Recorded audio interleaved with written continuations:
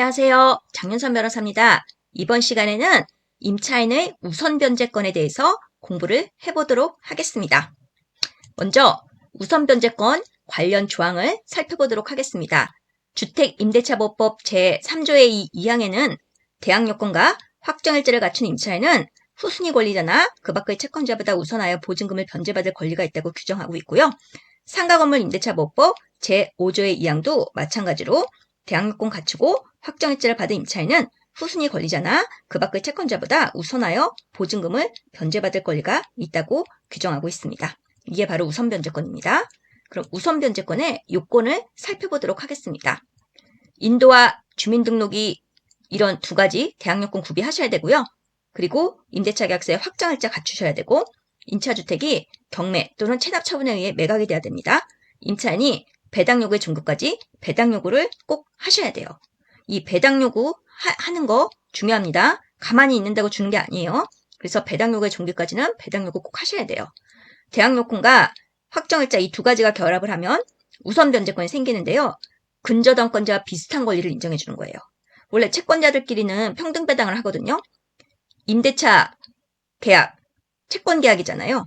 원래는 채권자인데 지금 채권에 거의 물건과 같은 효력을 주고 있는 거예요.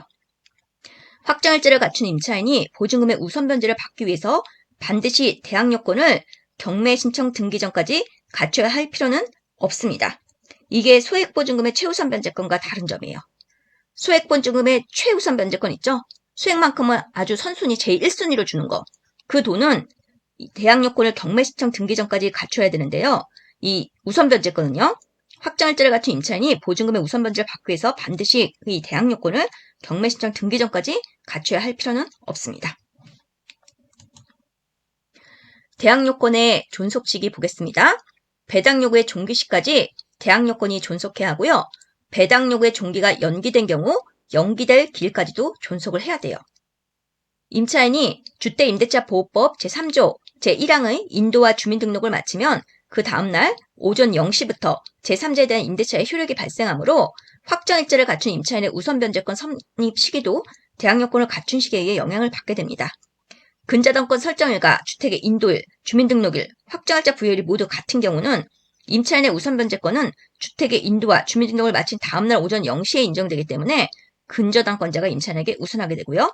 이미 임대차의 대항 요건을 구비한 임차인이 임대차 계약서에 확정일자를 부여받은 경우는 그 즉시 우선 변제권의 효력이 발생하여 확정일자 부여일과 저당권 설정일이 같은 날이라면 그 시간적 선후가 증명되지 아니하는 한 확정일자를 갖춘 임차인과 근저당권자가 동순위로 평등 배당을 받게 됩니다. 자, 갱신된 임대차의 경우는 어떻게 될까요? 임대차가 갱신된 경우에는 처음에 대항 요건과 확정일자를 갖춘 시점을 기준으로 해서 임차인의 우선순위를 결정합니다. 후순위 저당권자가 임대차의 갱신을 예견하여야 하기 때문이에요. 판례는 근저당권이 설정된 후에 증액된 임대차 보증금 부분에 대해서는 대항력이 생기지 않는다고 보고 있어요. 실무에서도 인상 전의 보증금에 한하여 우선 변제를 인정하고 있습니다. 자, 배당 순위 보겠습니다. 압류 채권자, 가압류 채권자와 배당 순위가 어떻게 될까요? 임차인의 우선 변제권 요건 구비 시점과 압류 또는 가압류 등의 시점의 전후를 비교해서요. 전자가 앞서면 임차인이 우선하고 후자가 앞서거나 같으면 그래도 동순위예요. 압류 채권자, 가압류 채권자보다는 후순위가 될 일이 없어요. 앞서거나 동순위입니다. 그리고 임차권 상호 간에는 대항 요건과 확정일자를 최종적으로 갖춘 순서대로 우선 변제 순위가 결정됩니다. 확정일자를 갖춘 임차인들이 소액 임차인의 질을 겸하는 경우들이 있죠. 이런 경우가 대부분이에요. 먼저 소액 임차인으로서 보호받는 일정액을 최우선적으로 배당하고 난 후에 나머지 임차보증금 채권액에 대해서는 대항 요건과 확정일자를 갖춘 임차인으로서 순위에 따라 배당을 받게 됩니다. 그리고 대항력과 우선 변제권이 병존하냐 이런 부분에 대해서 판례가 판시한 부분이 있어요.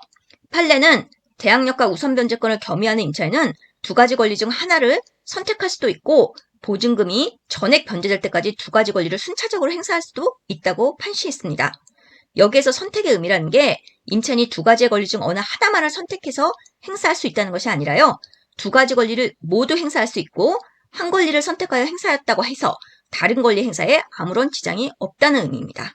그러므로 두 가지 권리를 겸허하고 있는 임차인이 먼저 우선 변제권을 선택하여 경매 절차에서 보증금 전액에 대하여 배당 요구를 하였더라도 보증금 전액을 배당받을 수 없었던 때에는 배당받지 못한 나머지 보증금에 관하여 매수인에 대항하여 이를 반환받을 때까지 임대차 관계 존속을 주장할 수 있습니다. 그러니까 이 임차인은 지금 아주 1순위겠죠. 선순위 근저당권이 없는 임차인이요. 주택임대차보호법상의 대항력과 우선 변제권을 모두 가지고 있는 임차인이 보증금을 반환받기 위하여 보증금 반환 청구 소송의 확정 판결 등 집행 권한을 얻어 임차주택에 대하여 스스로 강제 경매를 신청하였다면 특별한 사정이 없는 한 대항력과 우선 변제권 중 우선 변제권을 선택하여 행사한 것으로 보아야 하고, 이와 같이 강제 경매를 신청한 임차인은 우선 변제권을 인정받기 위하여 배당 요구의 종기까지 별도로 배당 요구를 하야 하는 것은 아니라고 판시했습니다. 이렇게 압류한 채권자들은 별도로 배당 요구 안 하셔도 되는 거예요. 본인이 경매 진행을 시작했기 때문에. 자, 임차권의 양도 또는 전대차의 경우는 어떻게 될까요? 먼저 임대인의 동의가 있는 경우를 살펴보겠습니다. 판례는 양수인이나 전차인에게 점유가 승계되고 주민등록이 단절된 것으로 볼 수 없을 정도의 기간 내에 전입신고가 이루어졌다면 비록 위 임차권의 양도나 전대에 의해서 임차권의 공시방법인 점유와 주민등록이 변경되었다 하더라도 원래 임차인이 갖는 임차권의 대항력은 소멸되지 아니하고 동일성을 유지한 채로 존속하며, 이러한 경우 임차권 양도에 의하여 임차권은 동일성을 유지하면서 양수인에게 이전되고 원래 임차인은 임대차 관계에서 탈퇴하므로 임차권 양수인은 원래 임차인이 주택임대차보호법 제3조 2, 제2항에 의하여 가지는 우선 변제권을 행사할 수 있다고 보고 있습니다. 수액 임차인도 마찬가지예요. 전차인은 원래 임차인이 주택임대차보호법 제3조 2, 제2항 및 주택임대차보호법 제8조 제1항에 의하여 가지는 우선 변제권을 대의 행사할 수 있습니다. 그러니까 양수인은 권리를 양수받기 때문에 그 사람이 우선 변제권을 행사할 수 있지만 전차인은 임차인의 우선 변제권을 대의 행사하는 거예요. 전차인에게 우선 변제권이 있는 것이 아니라요.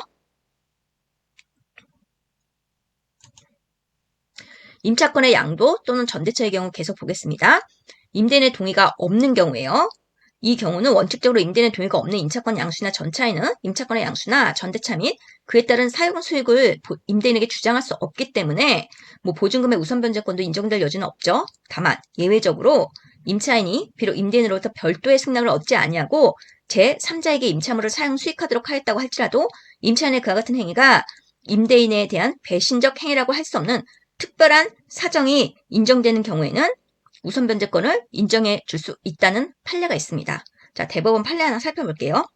임대인 회사는 부도로 인하여 소재가 명확하지 않았을 뿐만 아니라 판시 원고들의 임차권 양도나 전대차를 문제 삼아 임대차 계약을 해지하고자 하였다는 등의 사정은 전혀 찾아볼 수 없고, 오히려 임대인 회사는 이후 판시 원고들에 대한 차임채권을 제3자에게 양도하고 통지하기까지 하였던 점 등에 비추어 볼 때 임차권 양도나 전대차가 임대인 회사에 대하여 배신 행위 내지 신뢰관계 파괴에 해당한다고 할 수 없고, 오히려 임대인 회사가 제3자에게 판시 원고들에 대한 차임채권을 양도함으로써 묵시적으로 적법한 임차인 내지 전차인으로 인정하고 임차권 양도나 전대차에 동의하였다고 봄이 상당하다, 이렇게 판시를 했어요. 우선 변제권이 또 제한이 되는 경우가 있습니다. 신의 측에 의한 제한이 있는데요. 대법원 판례 한번 보겠습니다. 자, 주택 경매 절차의 매수인이 매각 물건 명세서에 기재되어 공시된 내용을 기초로 권리 신고 및 배당 요구를 한 주택 임차인의 배당 순위가 1순위 근저당권자보다 우선한다고 신뢰하여 임차보증금 반환채무를 인수하지 않는다는 전제 아래 매수 가격을 정하여 낙찰을 받아 주택에 관한 소유권을 취득한 경우에 주택 임차인이 1순위 근저당권자에게 무상거주 확인서를 작성해 준 사실이 있어 임차보증금을 배당받지 못하게 되었다는 사정을 들어 매수인에게 주택임대차보호법상 대항력을 주장할 수 없다고 판시했습니다. 이건 왜냐하면 임차인이 잘못했죠. 1순위 근저당권자한테 무상거주 확인서를 작성해줬잖아요. 무상거주하지도 않는데. 이런 경우는 신의 측에 의해서 당연히 제한이 돼야겠죠. 그러니까 임차인한테 다 책임이 있는 경우입니다. 그리고 두 번째 사례 보겠습니다. 임대차가 종료된 경우에 배당 요구를 한 임차인은 우선 변제권에 의하여 낙찰 대금으로부터 임차보증금을 배당받을 수 있기 때문에 이와 같은 경우에 일반 매수 희망자는 그 주택을 낙찰받게 되면 그 임대차에 관한 권리 의무를 승계하지 않을 것이라는 신뢰하에 입찰에 참가하게 되잖아요. 이러한 믿음을 기초로 하여 낙찰자가 임대차 보증금을 인수하지 않을 것이라는 전제에 낙찰이 실시되어 최고가 매수 희망자를 낙찰자로 하는 낙찰 허가 결정이 확정되었다며 그 후에 이르러 임차인이 배당 요구 시의 주장과는 달리 자신의 임대차 기간이 종료되지 않았음을 주장하면서 우선 변제권 행사를 포기하고 명도를 구한 낙찰자에게 대항력을 행사하는 것은 임차인의 선행 행위를 신뢰한 낙찰자에게 예측하지 못한 손해를 입게 하는 것이어서 위와 같은 입장 변경을 정당화할 만한 특별한 사정이 없는 한 금반업 및 신의칙에 위배되어 허용될 수 없다고 했습니다. 이것도 임차인이 잘못한 거잖아요. 먼저는 임대차가 종료된 경우 배당 요구를 해서 우선 변제권을 행사할 것처럼 해서 낙찰자가 이제 낙찰 허가 결정이 확정까지 됐는데 이후에는 우선 변제권 행사 포기하고 대항력 행사하면서 나 여기 계속 살겠다 이러면 안 된다는 거예요. 금반업 및 신의칙에 위배되는 행동들입니다. 보면 판례들 보면 사안이 어렵진 않아요. 그러니까 임차인이 다 잘못하는 경우들이죠. 공인중개사의 책임에 대한 두 가지 사안을 살펴보도록 하겠습니다. 먼저 서울중앙지방법원 판례입니다. 부동산 등기법상 신탁원부는 등기부의 일부를 보고 그 기재는 등기부를 본다. 이런 규정이 있어요. 그리고 당사자들 간의 담보신탁계약서에 R은 부의 사전 승낙이 없는 경우에는 신탁 부동산에 대하여 임대차 등 소유권을 제한하는 행위를 하지 못하고 신탁기간 중 새로운 임대차 계약을 체결하는 경우 R은 부의 사전 승낙을 받아 자신의 명의로 계약을 체결해야 하며 R이 부의 사전 승낙을 받지 않고 임의로 체결한 임대차 계약은 부에게 그 효력을 주장할 수 없다. 이렇게까지 규정이 되어 있었어요. 그러니까 중개업자는 담보 신탁된 이 사건 구분 등기 호실에 관한 임대차 계약을 중개함에 있어서 임차 의뢰인에게 신탁 원부를 제시하면서 임대인인 R이 V와 이 사건 구분 등기 호실에 관하여 앞서 살펴본 바와 같은 내용의 담보 신탁 계약을 체결하고 V에게 신탁을 원인으로 하는 소유권 이전 등기를 맞춰준 사실과 그 법적 효과, V가 이 사건 구분 등기 호실의 소유자이므로 R이 체결한 임대차 계약은 임대인 소유가 아닌 부동산에 관한 것이고 위 각 임대차 계약에 대하여 V의 사전 승낙을 받지 않고 임의로 체결한 임대차 계약은 소유자인 V에게 효력을 주장할 수 없다는 사실을 성실 정확하게 설명한 의무가 있다. 그런데 이 이제 의무에 위반하면 손해배상 책임이 있다. 이런 식으로 판례가 설치를 하고 있는 거거든요. 지금 이 사안에서는 담보신탁계약 인정과 신탁법상 신탁을 하게 되면 수탁자는 제3자에 대한 관계에서 소유권자가 되는 법적 효과를 충분히 설명하지 아니한 사실. 위 원고들은 피고들로부터 이와 같은 설명을 충분히 듣지 못하여 임차 목적물에 관하여 R과 임대차 계약을 체결하고 전입신고와 확정일자 요건을 갖추기만 하면 임차 목적물에 관한 우선 변제권과 대항력이 있는 임차권을 취득하는 것으로 잘못 알게 되었고 그래서 결국 임대차 계약을 체결했는데 보증금을 받지 못했겠죠. 그래서 이 사안에서는 그러니까 신탁계약상 지금 수탁자는 제3자에 대한 관계에서 소유권자가 되는 거잖아요. 원래 계약을 하려면 임대차 계약을 하면 수탁자랑 하거나 수탁자의 동의를 받아서 했어야 되는 건데 수탁자의 사전 동의 없이 그러니까 신탁자랑 임대차 계약을 체결하게 돼서 결국 이러면 적법한 임대차 계약이 되지 않잖아요.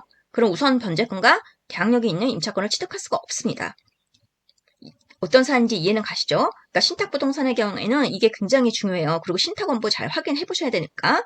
그래서 지금 임차인들이 피고들은 다 중개사들 중개사들 대상으로 해가지고 지금 보증금 그러니까 반환받지 못했으니까 손해배상 그러니까 책임을 묻는 거거든요. 그래서 이 사안에서는 지금 중개사들의 책임을 무려 50%, 60%, 70%까지 인정했어요. 그러니까 지금 반 이상씩 인정을 하는 거니까 굉장히 책임을 크게 묻고 있는 거죠. 그래서 정말 신탁된 부동산은 중개사님들 한 번 보고 두 번 보고 세 번 보고 계속 진짜 아주 꼼꼼하게 잘 살펴보고 중개 잘 하셔야 됩니다. 자, 이번에는 서울고등법원 판례를 한번 보겠습니다. 자, 이거는 분양권만 취득한 상태에서 그 부동산을 임대하려고 한 경우였어요. 중개업자로서는 분양권만을 가진 임대 의뢰인과의 임대차 계약 체결 과정에서 발생할 수 있는 여러 가지 위협성, 예컨대 임대 의뢰인이 임차 의뢰인의 잔금 지급일에 임대차 목적물의 소유권을 취득하고 이를 곧 타의 담보로 제공하여 근저당권 설정 등기를 맞춰준다면 임차 의뢰인이 잔금 지급과 동시에 전입신고를 한다고 하더라도 그 다음 날부터 대항력과 우선 변제권이 생기게 되어 임차 의뢰인의 임차보증금이나 전세금을 보여주기 어렵게 되는 점들을 고려하여 임대 의뢰인이 설명하려는 근저당권의 채권 최고액이나 피담보 채무액 등이 임대 의뢰인의 말대로 실제로 맞는지 관련 교섭자를 제출받는 등의 방법으로 더욱 조심하여 살펴볼 의무가 있다. 이렇게 했어요. 그리고 이 사건 전세계약의 중개에 있어서와 같이 임대인 측 중개업자와 임차인 측 중개업자가 따로 있는 공동중개의 경우라 하더라도 공인중개사법상 중개의 의미가 거래 당사자 양측의 거래 행위를 추선하는 것인 점에 비추어 임대인 측 중개업자와 임차인 측 중개업자가 모두 동일하게 위와 같은 의무를 부담한다고 보아야 된다. 공동중개의 경우 지금 임차인 측, 임대인 측, 양쪽 중개사님들 모두 동일한 의무를 부담한다고 지금 이렇게 판시를 했어요. 그럼에도 이 사건에서 피고들은 위와 같은 중개업자의 의무를 위반하여 임차 의뢰인인 원고에게 단순히 임대 의뢰인인 D의 말을 그대로 전달만 한 채 이 사건 전세계약 체결 당시는 물론 원고가 위 잔금을 송금할 때까지도 D가 실제로 이 아파트를 담보로 대출을 받았거나 곧 대출받기로 예정된 금액, 실제로 설정할 예정인 근저당권, 채권, 채무액 등을 전혀 확인하지 아니하였고 뒤로부터 그에 관한 서류 등을 제출받아 원고에게 제공하지도 아니하였어요. 그러니까 이걸 다 과실로 본 거죠. 그래서 지금 그렇다면 특별한 사정이 없는 한 피고들은 공동 불법 행위자로서 공인중개사법 30조에 의해서 원고가 이 사건 경매 절차에서 배당받지 못한 전세금 차익 상당의 손해를 배상할 책임이 있다 했는데 사안에서는 중개사들의 책임을 무려 60%로 일정했습니다. 그러니까 지금 거의 다 막 50%가 넘죠. 그러니까 굉장히 조심해야 되는 부분이에요. 이 부분들은.